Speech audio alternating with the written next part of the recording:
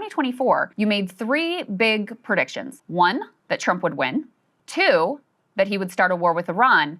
And three, that the US would lose that war. Let's take a listen to that. In this class this semester, I'm making three big predictions, right? First is that Trump will win in November. Second is the United States will go to war against Iran. And the third big prediction is that the United States will lose this war, which will forever change the global order. Given my analysis of how the war is progressing, I think that Iran has many more advantages over the United States.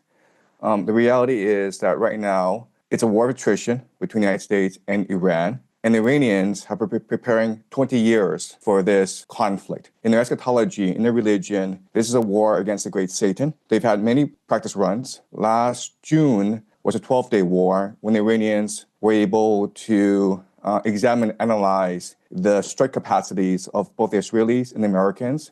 And they've had a lot of time, 8 months, to prepare fully for this new attack. They, through their proxies, the Houthis, Hezbollah, Hamas, militias, have been able to really grasp the American mentality. And now they have a pretty good strategy of how to weaken and ultimately destroy the American empire. So what the Iranians are doing is they're waging war against the entire global economy. And so they are striking the GCC countries. They're going after the critical energy infrastructure. And eventually, they will go after the water desalination plants, which is the lifeblood of these nations because they don't have fresh water supply. In fact, the water desalination plants provides 60% of the GCC's water supply. So if a drone, and these drones cost $50,000, if they wiped out a desalination plant in Riyadh, and it's a city of 10 million people, right? They'd be out of water in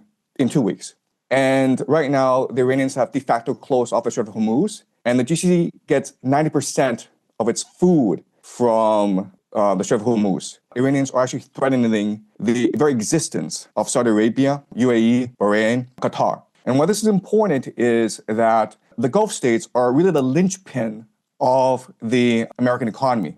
So what they do is they sell petrodollars and then they recycle the petrodollars back into the American economy through the investments in the stock market. And right now, we know that the entire global American economy is propped up by AI investments in data centers. So if Gulf states are no longer able to sell oil and they're no longer able to finance this AI bubble in the United States, then this AI bubble will burst, and with it will as well as the entire American economy, which is really a financial Ponzi scheme. Right. So that's a dire situation that the Americans are facing right now.